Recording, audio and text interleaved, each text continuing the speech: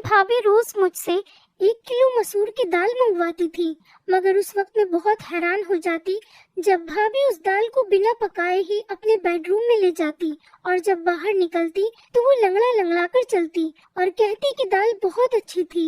एक दिन भाभी का राज जानने के लिए मैंने अपनी छोटी बहन को भाभी के कमरे में छुपा दिया। कुछ देर बाद जब बहन लंगड़ाती हुई बाहर निकली तो मेरी जान ही निकल गई। आज शीतल भाभी ने मुझसे 1 किलो मसूर की दाल मंगवाई थी। मैं जैसे ही वो दाल लेकर घर पहुंची तो भाभी ने थैला मुझसे ले लिया और अपने कमरे में चली गई। मैं हक्का बक्का रह गई कि भाभी को क्या हुआ। अभी आधा घंटा ही हुआ होगा कि मेरे भैया ऑफिस से जल्दी घर आ गए थे। उनकी तबीयत खराब थी और मैं अपने कमरे में ही बैठी थी। भैया को देखकर मैं जल्दी से उठकर उनके पास आ गई थी। मुझे उनकी चिंता सताने लगी थी, मगर वो बोले थोड़ी देर आराम करूंगा तो ठीक हो जाऊंगा। फिर उन्होंने अपने कमरे में जाने के लिए दरवाजा खोलने की कोशिश की तो दरवाजा अंदर से बंद था। भैया को कुछ शक हुआ तो भैया ने दरवाजा पीट डाला, मगर कमरे से तो भाभी की कोई आवाज ही नहीं आ रही थी। भैया ने मुझे घूर कर पूछा, शीतल कहाँ है और दरवाजा अंदर से क्यों बंद है? मैं घबरा गई और बोली, भैया भाभी तो कमरे में ही है, शायद उनकी आंख लग गई होगी, हो सकता है भाभी आराम कर रही हो। भाई ने जोर जोर से दरवाजा बजाया, फिर बोले, शीतल दरवाजा खोलो, जल्दी करो। लेकिन भाभी ने कोई आवाज नहीं दी। मैं भैया का हाथ पकड़कर उन्हें बाहर बरामदे में लेकर आ गई और बोली, आप यहाँ बैठ जाइए, मैं दरवाजा खुलवाती हूँ। अब मैंने जोर जोर से दरवाजा पीटना शुरू कर दिया और साथ ही साथ कहती रही कि भाभी दरवाजा खोल दो, भैया आराम करने के लिए घर आए हैं, उनकी तबीयत कुछ ठीक नहीं है। लेकिन अंदर इतनी शांति थी कि कोई हलचल ही नहीं हो रही थी। मैं भैया के पास आकर बैठ गई। उनका चेहरा गुस्से से लाल हो रहा था। मैं बोली, भैया आप मेरे कमरे में आराम कर लीजिए, हो सकता है भाभी सो गई हो। निशा भी तो सो ही रही है ना? भैया ने ना में सिर हिला दिया और मुझसे बोले कि तुम यहाँ से जाओ, तुम भी आराम कर लो। लेकिन मैं भैया के पास ही बैठी रही। तभी भैया के कमरे का दरवाजा खुला और भाभी लंगड़ाते हुए बाहर निकलने लगी। भैया एकदम गुस्से से उठे और भाभी पर चिल्लाते हुए बोले, कमरा अंदर से बंद क्यों था? तुम नहीं जानती क्या? मैं अपनी 2 मासूम बहनें तुम्हारे हवाले करके काम के लिए बाहर जाता हूँ। तुम तो हर रोज ही यही सब करती होगी। तुमने मेरी बहनों को अपना समझा ही नहीं है। मैं खुद 16 साल की कम उम्र और डरपोक सी लड़की थी। भैया के गुस्से को देखकर मैं खुद ही डर गई थी, मगर फिर भी मैं आगे बढ़ी और बोली, भैया आप गलत सोच रहे हैं। भाभी ने कभी हमको पराया नहीं समझा, वो माँ की तरह हम दोनों का ख्याल करती है। शायद आज भाभी की तबीयत खराब हो, इसीलिए वो सो गई होंगी। मेरी बात सुनकर भैया ने मेरे सिर पर हाथ फेरा और खुद कमरे में चले गए। भाभी की आंखों में आंसू आ गए थे और उन्होंने मुझे गले से लगा लिया था। वो बोली, शुक्रिया स्नेहा। मैंने कहा, शुक्रिया को मारो गोली, जल्दी चलो भाभी किचन में, चलकर दाल बनाते हैं। भाभी एक पल के लिए परेशान हो गई थी। वो बोली, स्नेहा दाल तो मैंने खा ली है, तुम अपने कमरे में जाकर पढ़ाई करो। भाभी लंगड़ाते हुए किचन में चली गई थी। मैं हैरान होकर वहीं खड़ी थी कि भाभी ने मुझसे झूठ क्यों बोला कि उन्होंने दाल को खा लिया है, क्योंकि मैंने अपनी आंखों से देखा था कि वो कच्ची दाल अपने कमरे में लेकर गई थी। मैं अपने कमरे में आ गई और पढ़ते पढ़ते ना जाने मेरी कब आंख लग गई थी और फिर सुबह को घबराकर मेरी अचानक से आंख खुली। मेरे साथ साथ निशा भी जाग गई थी और अब हम दोनों किचन में जाकर भाभी की मदद करने लगे। आज भाभी भी मुझे बड़ी बेचैन सी और खोई खोई सी लग रही थी। भैया भी किचन में आ चुके थे। अब भैया भी रिलैक्स लग रहे थे, भाभी से आराम से बातें कर रहे थे। मैंने ये सोचकर ये सब नजरअंदाज कर दिया था कि ये सब मेरा वहम ही होगा। सुबह में जल्दी उठकर कॉलेज के लिए तैयार हो गई और भैया के साथ ही चली गई थी। वो ऑफिस जाते हुए मुझे भी अपने साथ लेकर जाया करते थे। मैं और निशा एक ही कॉलेज में एक साथ पढ़ते थे। उसके फर्स्ट ईयर के एग्जाम हो चुके थे, इसीलिए उसकी छुट्टियां चल रही थी, जबकि मैं सेकंड ईयर में थी और मेरे एग्जाम के लिए अभी 3 महीने बाकी थे। कॉलेज से घर आने के लिए मैं बस में सफर करती थी। मैं जैसे ही घर पहुंची तो मुझे लगा ही था जैसे भाभी मेरे इंतजार में ही बैठी होंगी। वो मुझे देखकर फौरन ही कहने लगी कि स्नेहा, जल्दी से यूनिफॉर्म बदल लो और मुझे 1 किलो मसूर की दाल लाकर दे दो। फिर वो अपने कमरे से पैसे लेने के लिए चली गई थी। भाभी की लंगड़ाहट भी खत्म हो चुकी थी। मैं जल्दी से मुंह हाथ धोकर भाभी के पास आ गई थी। मैं शीतल भाभी से पैसे लेकर 1 किलो मसूर दाल लेकर आई थी। आज मैंने भाभी को थैला पकड़ाते हुए कहा, भाभी आज प्लीज दाल चावल बना लीजिएगा। मेरी भाभी के चेहरे का रंग एक पल के लिए फीका पड़ गया था। फिर उन्होंने हाँ में सिर हिला दिया और दाल अपने कमरे में लेकर चली गईं। मुझे एकदम से अजीब सा लगा था कि ऐसा कैसे हो सकता है कि कच्ची दाल अपने कमरे में कौन लेकर जाता है। फिर मैं यही सब सोचती हुई अपने कमरे में आ गई थी और पढ़ने लगी। शाम के वक्त भैया ऑफिस से आए तो मेरे और निशा के लिए खाने पीने का सामान लेकर आए थे। भैया की आवाज सुनकर भाभी भी अपने कमरे से निकल कर आ गई और वो लंगड़ाकर चल रही थी। मैं हैरान रह गई कि पहले तो भाभी के पैर की लंगड़ाहट खत्म हो गई थी, अब दोबारा वो क्यों लंगड़ा रही है। मुझे भाभी पर शक हुआ, कहीं भैया को दिखाने के लिए नाटक तो नहीं करती। लेकिन जब मैंने भाभी के चेहरे की तरफ देखा तो साफ साफ पता चल रहा था कि वो बड़ी तकलीफ में है। मैंने अपनी सोच को फौरन बदला और भाभी के पास गई और उनसे पूछने लगी कि उनके पैर में क्या हुआ है, तो वो चुप हो गई थी। भैया को बड़ी भूख लगी थी, इसलिए भाभी फटाफट किचन में चली गई थी और मैं अक्सर किचन में भाभी को मदद करती थी। आज भी मैं उनकी मदद के लिए किचन में चली गई। मैंने कहा, भाभी दाल चावल के बारे में सोच सोच कर बड़ी भूख लग रही है। भाभी ने मेरी तरफ बड़ी अजीब सी नजरों से देखा था। भाभी कहने लगी, आज तो मैंने घर में आलू की सब्जी बनाई है, दाल तो मैं कब का खा गई। बहुत ही अच्छी दाल थी। ये सुनकर मैं हक्का बक्का रह गई थी। एकदम ही मेरा दिल भर आया और मैं सब कुछ छोड़ छाड़ कर अपने कमरे में आ गई थी। मैं अपनी सोचों में गुम थी, लेकिन निशा को देखकर मैं एकदम से चौंक गई थी, क्योंकि वो अपनी पुरानी फर्स्ट ईयर की किताब खोलकर बैठी थी। मैंने उससे कहा कि जब पढ़ने के दिन थे तब तो तूने पढ़ाई से जान बचा ली, अब क्या फायदा इस पढ़ाई का।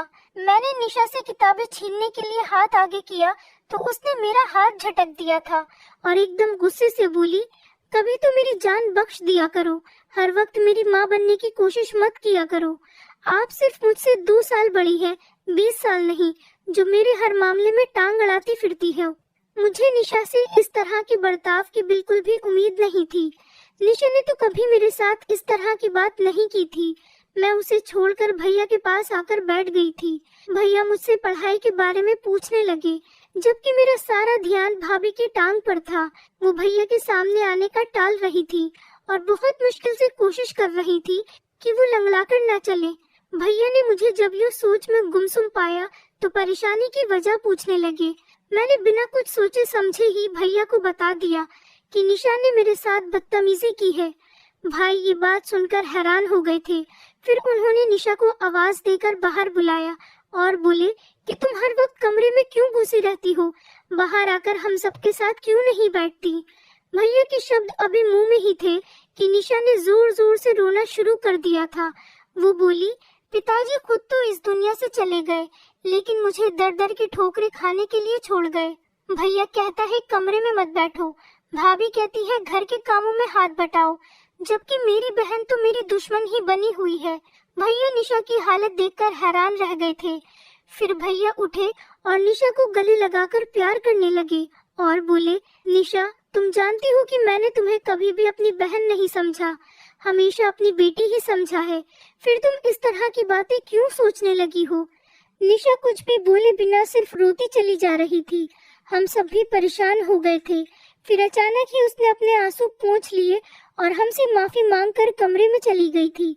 भैया ने भाभी को आवाज देकर बुलाया और बोले, शीतल आजकल निशा घर में ही होती है, ये इतनी चिड़चिड़ी क्यों हो गई है। भाभी का चेहरा एकदम ही सफेद पड़ चुका था, वो बड़ी डरी हुई लग रही थी। वो बोली, सुनील निशा हर वक्त कमरे में ही बैठी रहती है, इसलिए मैंने 1-2 बार उसे बोला था कि घर के कामकाज में थोड़ी मेरी मदद कर दिया करो, इस तरह से तुम बोर भी नहीं होगी, शायद उसे मेरी बात बुरी लगी होगी। भैया कुछ सोचने लगे थे, जबकि ना जाने मुझे ऐसा क्यों लगा जैसे शीतल भाभी हमसे कुछ छुपा रही थी। बात सिर्फ इतनी ही नहीं थी, कुछ न कुछ गड़बड़ तो जरूर थी। अगले दिन भैया हमारे कमरे के लिए टीवी लेकर आए, अच्छी अच्छी मूवीज ले आए, किताबें और नॉवेल्स भी लेकर आए और लाकर निशा के हाथ में थमा दी थी। और भैया कहने लगे, आज के बाद तुम घर में बोर नहीं होगी। फिर कैरम भाभी के हाथ में दे दिया और बोले, शीतल तुम और स्नेहा कैरम खेल लिया करो। ये देखकर भाभी भी मुस्कुरा गई थी। मैं जब कमरे में आई तो निशा मुझे बड़ी जोश में लग रही थी। स्नेहा, मैं सारा दिन फिल्में देख लिया करूंगी, तुम पढ़ाई में ध्यान लगाती रहना। मेरा दिल भी ललचा गया था। भैया निशा के लिए तो बच्चों वाली फिल्में भी लेकर आए थे। मैं देर रात तक जागकर पढ़ाई करती थी। एक दिन मैं पढ़ाई कर रही थी, तब मैंने भाभी को अपने कमरे से निकलते हुए देखा। वो तेज तेज कदमों से चलती हुई छत पर चली गई थी। ना जाने इतनी रात को छत पर क्या करने गई थी। मैं तो बड़ी परेशान हो गई थी। मैं पढ़ाई वगैरह सब भूलकर बाहर ही देखती रह गई थी। तकरीबन 1 घंटा छत पर बिताकर भाभी अपने कमरे में वापस चली गई थी। आखिर ये सब हो क्या रहा था? मैं इस फिक्र में घुलती जा रही थी, जबकि मेरा दिल पढ़ाई में नहीं लग रहा था।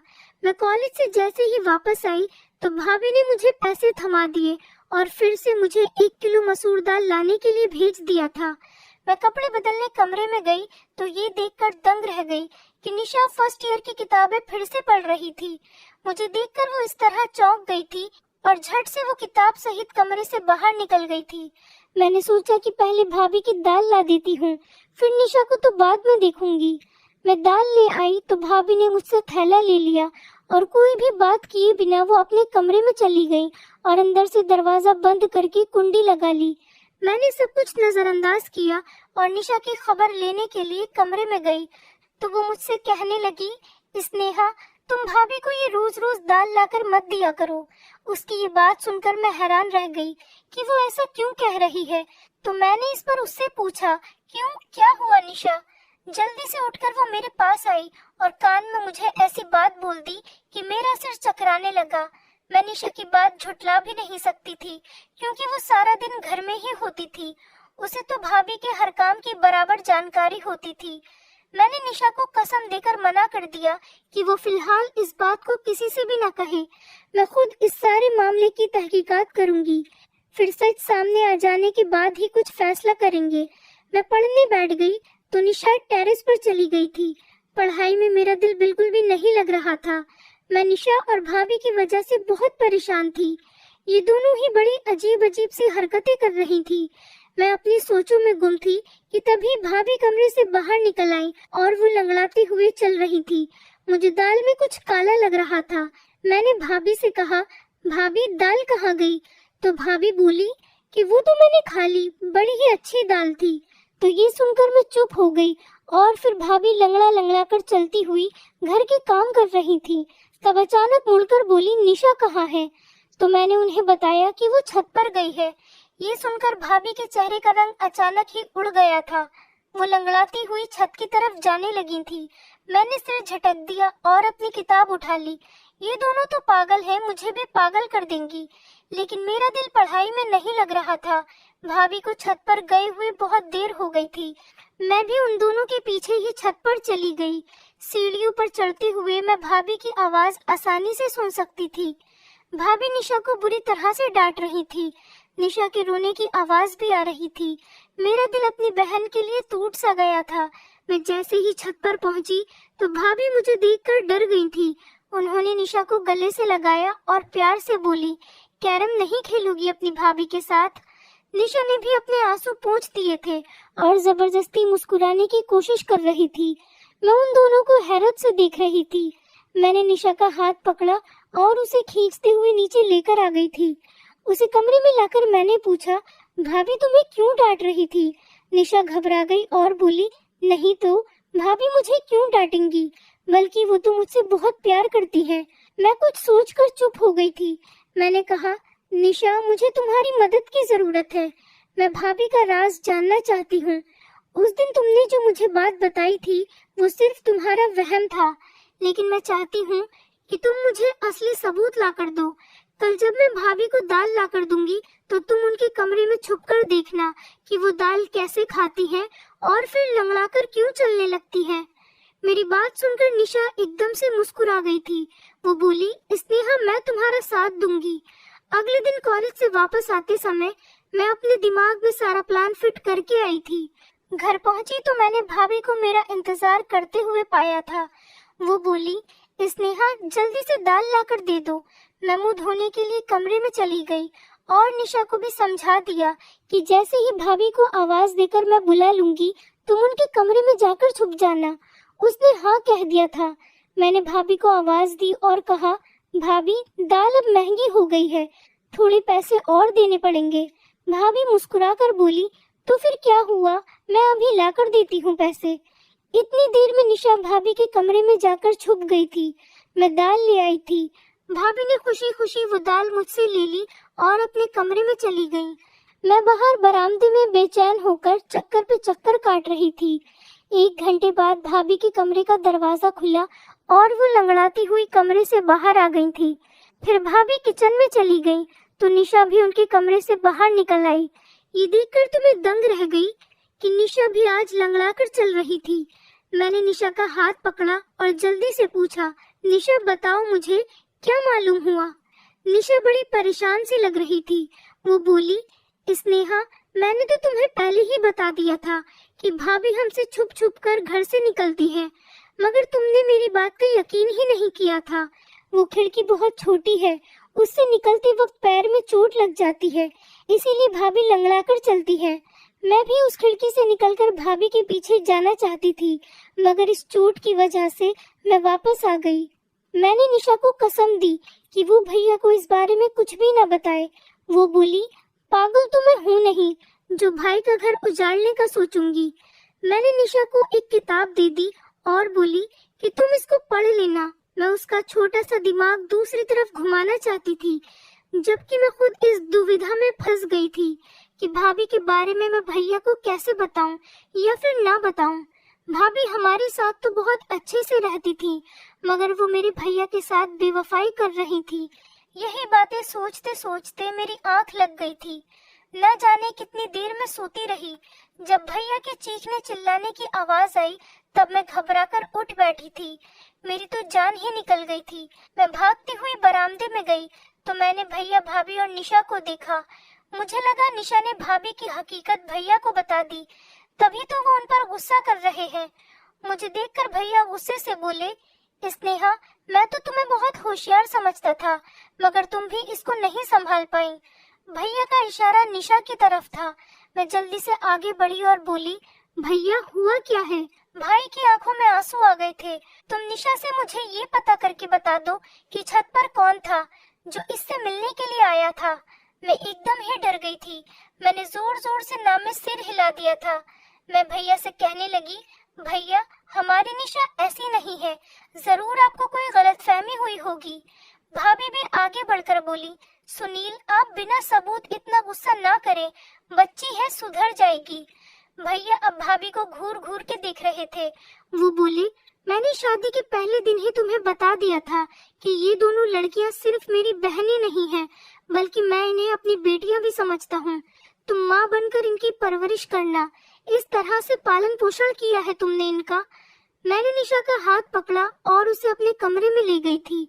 मैंने निशा से पूछा, तुम मुझे सब कुछ सच सच बता दो कि आखिर बात हुई क्या है।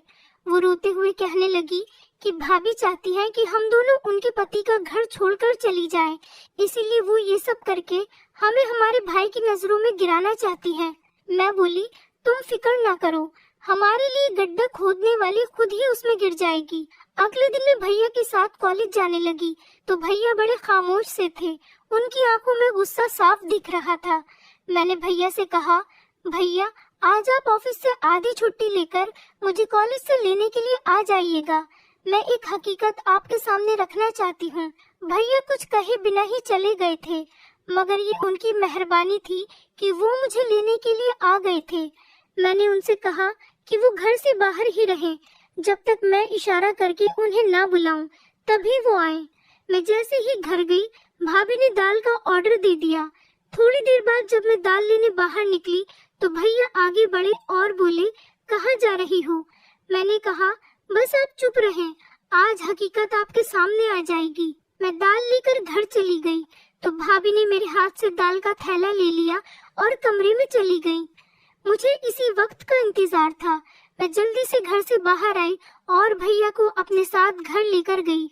मैंने कहा, भैया आप अपने कमरे का दरवाजा खोलिए। भैया के पास एक कटर था जिसके जरिए से उन्होंने कमरे का दरवाजा खोल लिया था। जब हम अंदर दाखिल हुए तो भाभी अंदर कमरे में नहीं थी। उनके कमरे की खुफिया खिड़की खुली हुई थी। भाई ने उस खिड़की से बाहर देखा तो उन्हें भाभी नजर आई। वो तेज तेज चलती हुई कहीं जा रही थी। भैया भी उस खिड़की से कूद गए थे, जबकि मैं और निशा भी बड़ी मुश्किल से उस खिड़की से उतर पाए थे। हम तीनों भाभी का पीछा करते हुए दूर एक सुनसान सी जगह पर पहुंच गए थे। एक बाबा का घर था जहां लोग ताबीज बनाने के लिए आ जाया करते थे। तेज तेज चलते हुए अचानक जब भाभी ने पीछे मुड़कर देखा तो हम तीनों को देखकर उनके चेहरे का रंग फीका पड़ चुका था।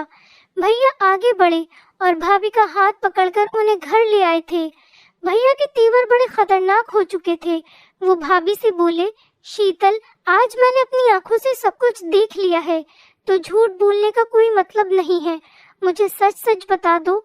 तब भाभी बोली, सुनील, भगवान जानता है मैंने आपकी इन दोनों बहनों को अपनी बेटियों की तरह ही समझा है, मगर इनकी वजह से आप मुझ पर शक करते कि मैं इनका ख्याल नहीं रखती। इनकी वजह से आप मुझे दो शब्द भी सुना देते थे। तब मुझे ये वहम हो गया था, शायद आप मुझसे प्यार नहीं करते। ऐसा भी लगता था कि जैसे आप किसी और से मोहब्बत करते हैं और मुझे तलाक दे देंगे।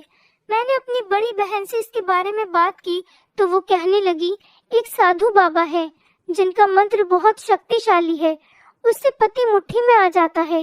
इसीलिए मैं आप सबसे छुपकर उनकी सभा में जाने लगी थी। साधु बाबा ने कहा था कि पूरे 30 दिन तक 1 किलो मसूर की दाल पर मंत्र का प्रयोग करना है और वही दाल नहर के किनारे फेंक देनी है। मुझे ये सब करते हुए पूरे 25 दिन हो चुके थे। मैं आप दोनों के जाने के बाद उसी मंत्र का पाठ करती थी, जिसकी वजह से निशा पर ध्यान न रख सकी। मुझसे चूक हो गई। निशा अपने ही इलाके के आवारा लड़के रवि से मोहब्बत कर बैठी और इनके दरमियान चिट्ठी और खत का सिलसिला शुरू हो चुका था। मुझे निशा पर शक हुआ, इसलिए मैं आधी रात को उठकर छत पर चली गई। तब मुझे रवि का खत नजर आया। उसमें उसने निशा की बहुत तारीफ करी थी। मैंने वो खत निशा को दिखाते हुए कहा कि मैं तुम्हारी हकीकत तुम्हारे भैया को बता दूंगी, इसीलिए समय के रहते सुधर जाओ। मगर निशा तो मुझे ही अपना दुश्मन समझने लगी थी। मैं ये ठान चुकी थी कि 30 दिन बाद ये प्रक्रिया पूरी हो जाएगी और मेरी मन्नत भी। इसके बाद मैं निशा से सख्ती से पेश आऊंगी, मगर ये व्रत पूरा होने से पहले ही आप मेरा राज जान चुके हैं। मैं आपसे माफी चाहती हूँ कि मैं निशा का ख्याल नहीं रख पाई। मैंने निशा की तरफ देखा तो वो शर्म के मारे सिर झुकाकर खड़ी थी। भैया ने आगे बढ़कर निशा के सिर पर हाथ रख दिया और बोले, बेटा, अगर रवि अच्छा लड़का होता तो मैं उसकी शादी तुम्हारे साथ खुद करवा देता, मगर वो बहुत बुरा इंसान है। इलाके की हर लड़की के ऊपर उसकी नजर है। निशा रोने लगी और बोली, भैया, घर में सूनापन और अकेलापन था, इसकी वजह से मैं इस गलत राह पर चल बैठी, वरना मुझे रवि में कोई दिलचस्पी नहीं है। भैया मुस्कुरा दिए थे। उनके सर से भारी बोझ उतर गया था। फिर उन्होंने हम दोनों को कमरे में भेज दिया था। यकीनन अब भाभी की खबर लेने वाले थे। वो भाभी को हमारे सामने कभी नहीं डांटते थे। मैंने कहा, भैया आप भाभी को कुछ मत कहना, वो हमारी माँ जैसी है। भाभी रोते हुए हम दोनों बहनों के गले लग गई और एक बार फिर हमारे घर में प्यार का खुशनुमा माहौल बन चुका था। दोस्तों, उम्मीद करती हूँ आपको हमारी कहानी पसंद आई होगी। कहानी पसंद आई है तो वीडियो को लाइक करें, चैनल पर नए हैं तो चैनल को सब्सक्राइब करें और हाँ, नोटिफिकेशन बेल को जरूर दबाएं ताकि अगली अपडेट सबसे पहले आपको मिले।